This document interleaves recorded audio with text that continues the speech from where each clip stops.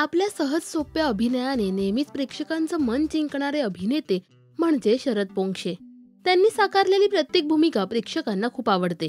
मात्र मी नथुराम गोडसे बोलतोय या नाटकातील त्यांची भूमिका प्रेक्षकांच्या नेहमीच लक्षात राहणारी भूमिका ठरली. मात्र ही भूमिका त्यांना नेमकी कशी मिळाली याबद्दल हॅशटॅग या दिवाळी मासिकात त्यांनी सांगितलंय.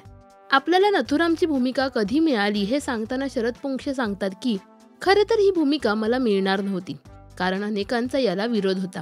बऱ्याच जणांनी प्रश्न उभा केला होता की 10 मिनिटे स्टेजवर असण्याच्या भूमिका करणारा नट अचानक 2.5 तास स्टेजवर आपला अभिनय कसा करू शकेल.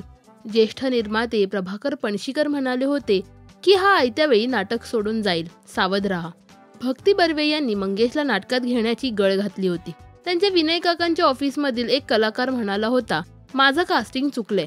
पण या सगळ्यावर विनय काका ठाम होता.